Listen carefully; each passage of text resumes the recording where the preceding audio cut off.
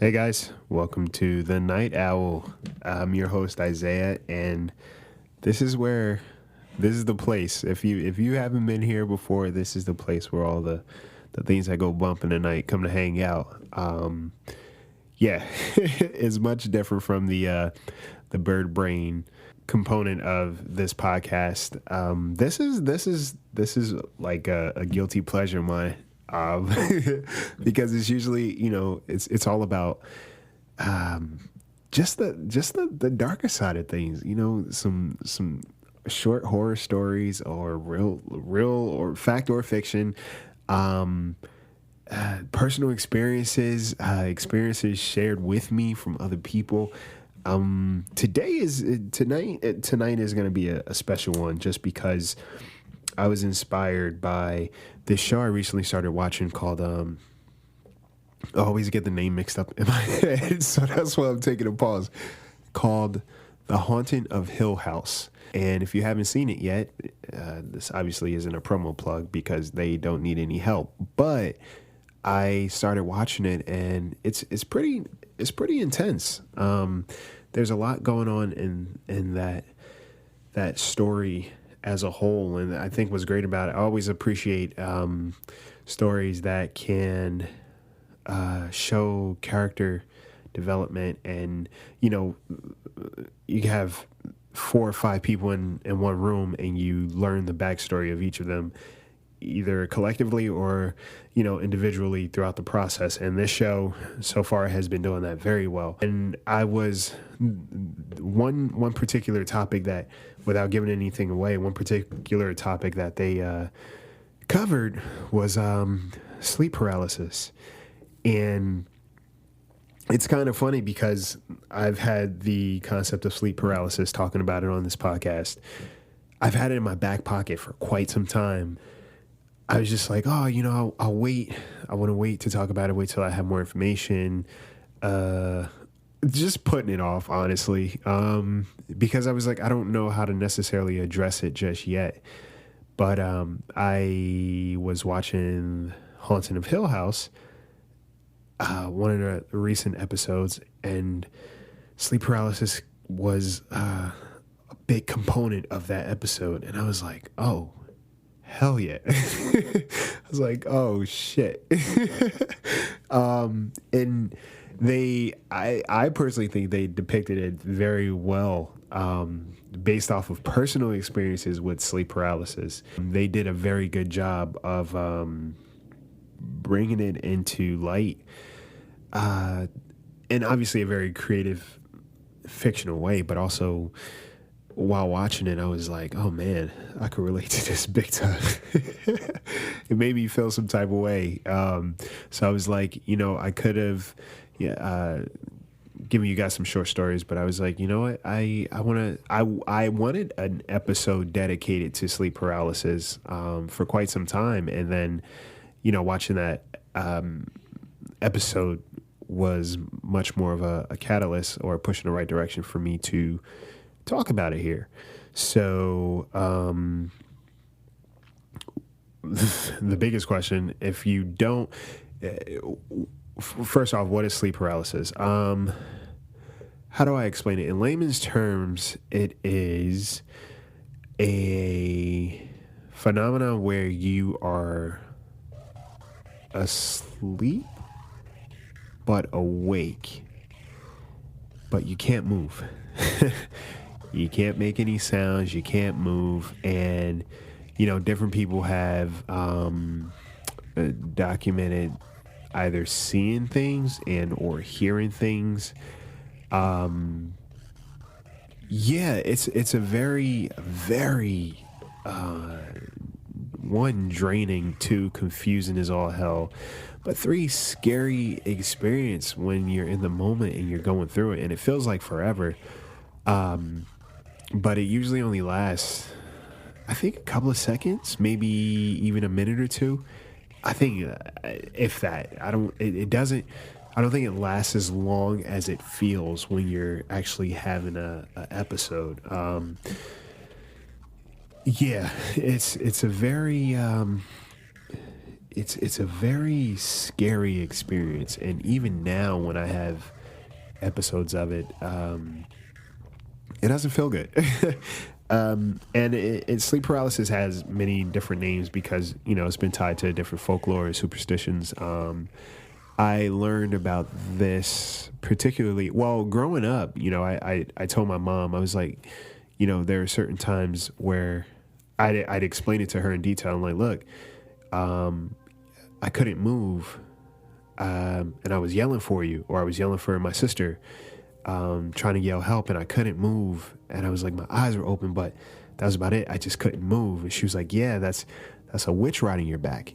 And I learned about that term, and later in college in one of my psych classes, the witch riding your back was also a term of phrase for sleep paralysis in the African American community, and it's usually tied to.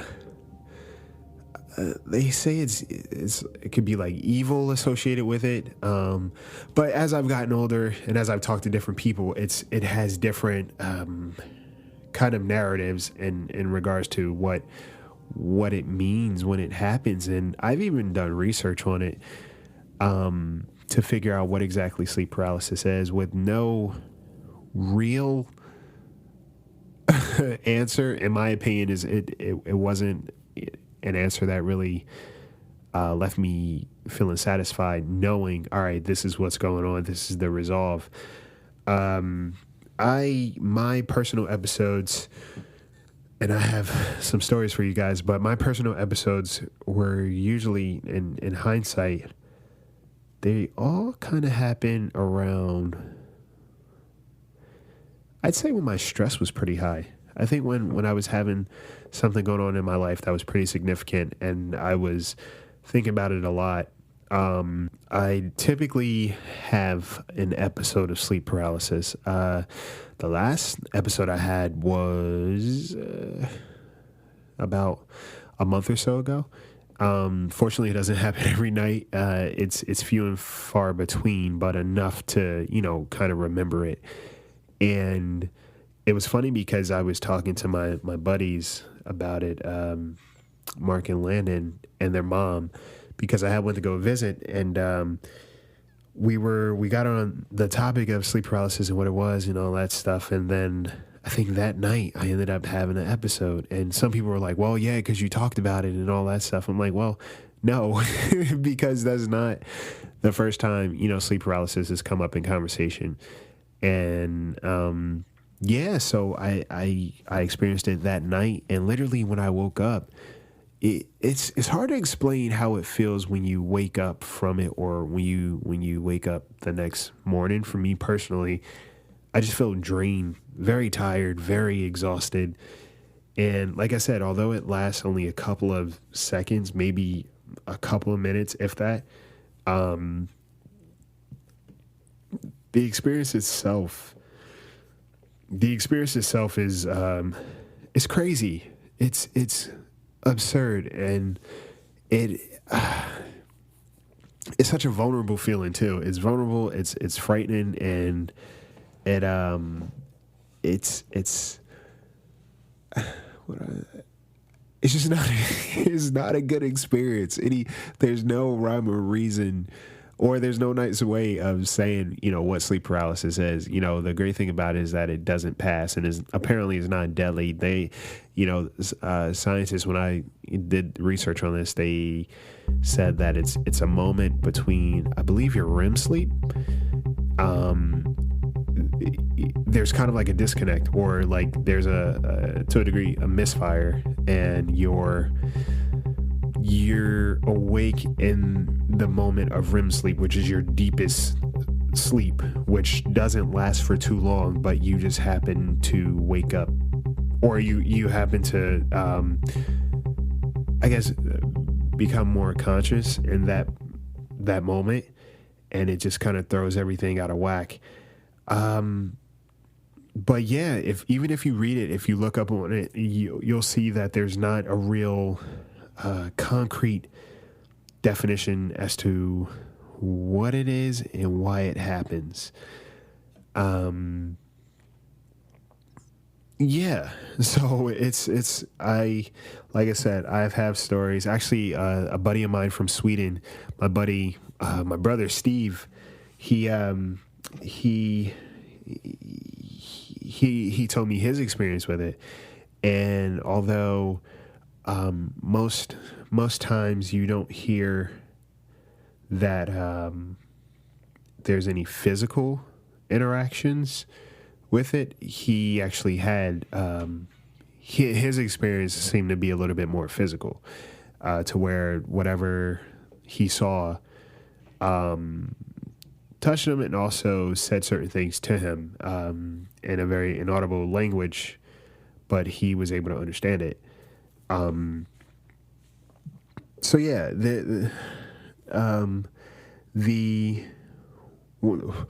so I could go about it a couple of ways. So Steve's experience, he told me he was, he basically gave me the layout of his room, and I'm recounting this from memory, basically how he told me. But basically, there was one night where, or no, he said it was during the daytime. Specifically, he said it was during the daytime. His dad had asked him if he was in his room or in the kitchen. Steve, forgive me. And Steve said, "No, I wasn't. I wasn't there." And his dad was like, "Oh, I saw someone." And that was that. Later that night, I think his dog was at the foot of his bed and started barking. Dogs and babies, I say, are usually the most susceptible to anything that's going on that we ourselves can't see or decide to tune out. So his dog was barking in a particular area, and at one point, Steve himself looked up and saw someone standing there, and he wasn't able to move, and he could still hear his dog barking, but he himself wasn't able to move or do much. And then at one point, apparently the thing kind of whispered in his ear, everything's going to be okay. And from Steve recounting it, he was saying that it wasn't it wasn't necessarily in an audible language, but he was still able to understand what this guy or this thing was saying to him. And he apparently pushed him too. So yeah, and then he finally snapped out of it and was able to move around, but still very much in a state of kind of shock and trying to figure out what was going on. And even talk to his dad, because his dad did say that he thought he saw someone in his room earlier. So yeah, Steve, I hope I did that story justice. I'm trying to recount it from what you told me, but yeah, it's always funny. There was this all right, so how do I do this? I'll tell you my story first, and then I'll explain to you. So when I was, I think, 12 or 13, we still kind of joke about this because it blows my mind. So prior to this particular episode, I have experienced, sleep paralysis when I was younger, and I saw like a dark figure hovering over me or near me, and it was muffled. Like, for me, it was muffled. A lot of times it felt like I couldn't breathe. My eyes were open, but not open completely. So it wasn't always an opportunity to see completely what was happening. And I've had episodes where it was auditory, where I heard something opposed to just seeing something. But this particular episode, I was 13, and the way my room was set up is my bed faced So the foot of my bed faced the door out into that led into the hallway. So my room was in the back of the house, and when I laid down, I could see out into the hallway, and obviously at night it was pitch black. So there was one night in particular that I was asleep, obviously, and at one point I saw a guy with a brim hat and a trench coat, and I had this is significant. So I had a key hook that I left my keys hanging on when I came home. And this particular figure, he was pretty tall, had a brim hat, had a trench coat, and he was standing at my doorway right near my keys. And it became an ongoing thing that he jingled my keys. Because I remember the next day, I told my mom I couldn't sleep because I saw somebody at my door. And she was like, I told her I couldn't sleep, I couldn't move, but I saw someone at my door. And she, told me to describe what he looked like. And I was like, he had a brim hat, like a cowboy hat. I was like, he had a cowboy hat, and he had this long trench coat. And I was like, he was just dark. I was like, he was just fully and completely dark. That was the end of it. For years moving forward, it became a conversation that we'd have every now and then. And finally, there was this documentary on Netflix, or it's still on Netflix, and I still haven't finished it because of it.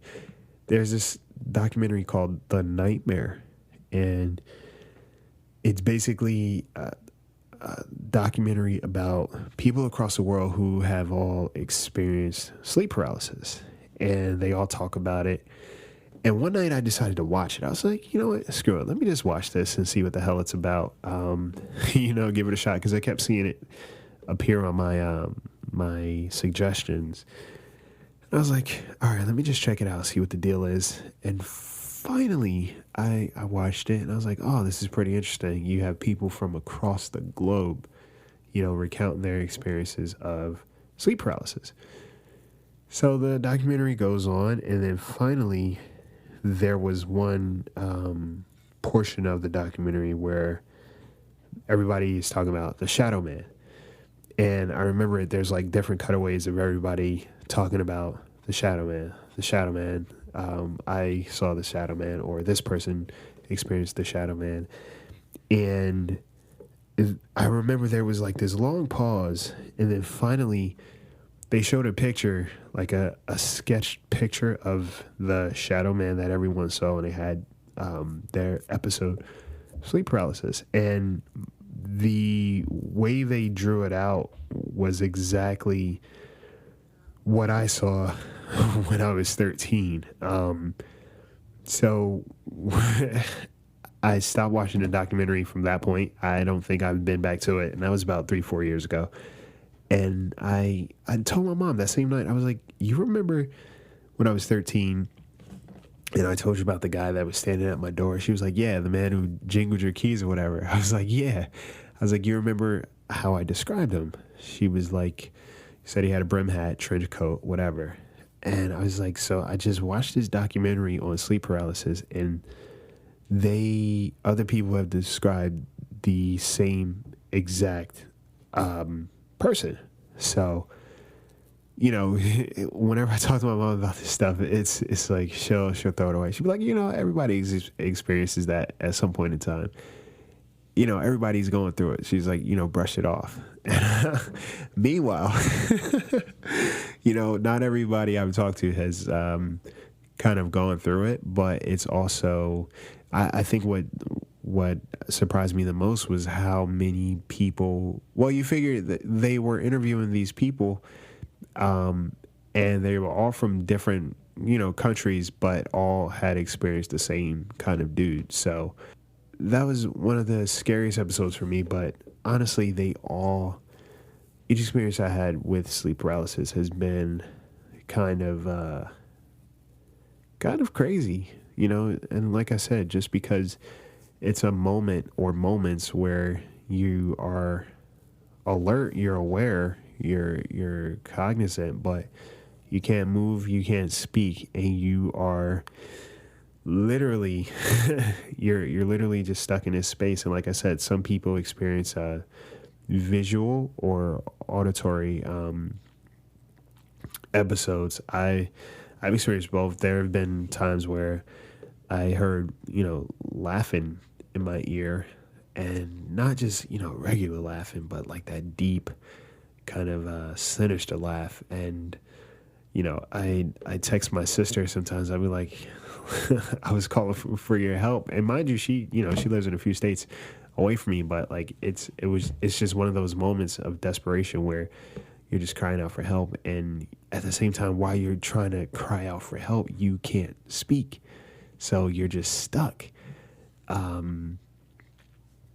So yeah, I wanted to definitely have an episode about sleep paralysis because, again, it's very much a thing, and I think it's still an enigma to a degree. Like, although there's some scientific information about it, it's still not fully explained.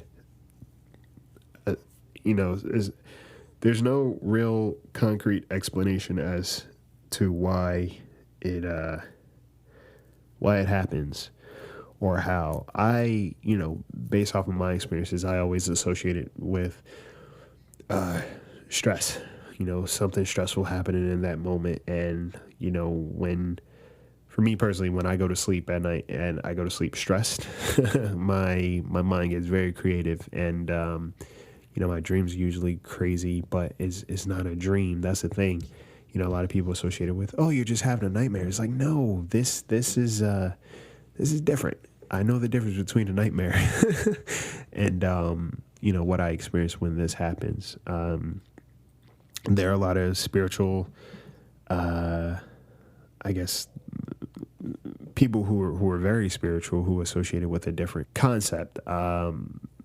Some have associated with it being communication from different realms. Sometimes it's, some people say that it's evil related. Other people say that it's just spirits that may have not crossed over or have and are trying to communicate with you.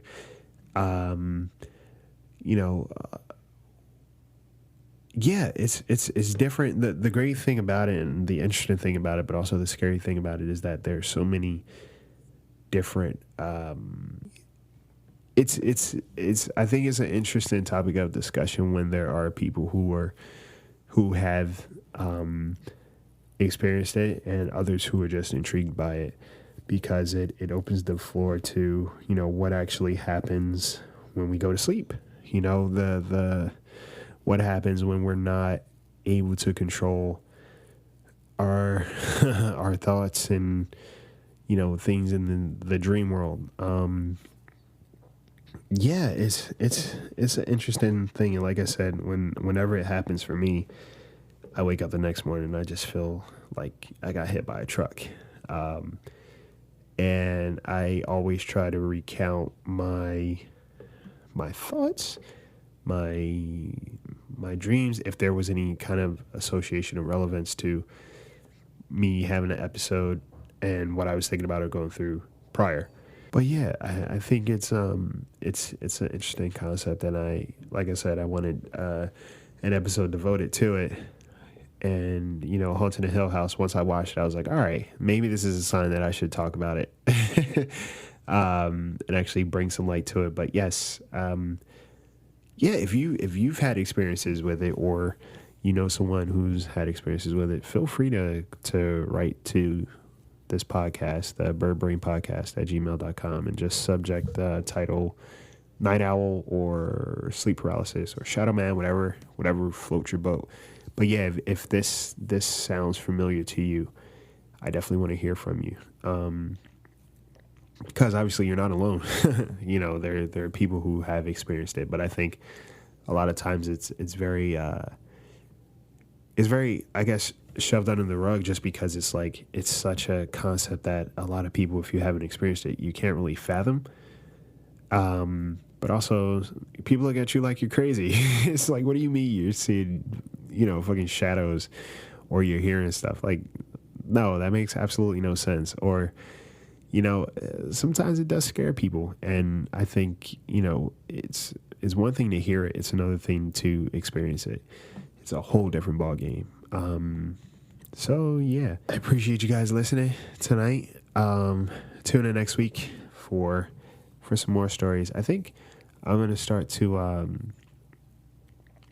try to get more stories and just play them throughout the week. I think that'd be fun, instead of waiting all the way till Friday, because sometimes I'll get stories, or I'll have stories, and by the end of the week I forget.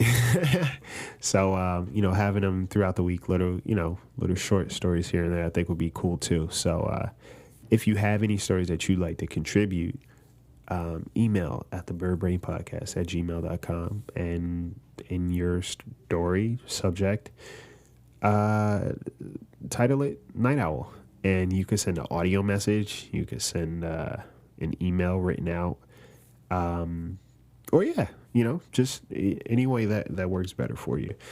And if you want your story featured, just send away. That would be greatly appreciated. But guys, tonight when you go to sleep, say your prayers if that's your thing.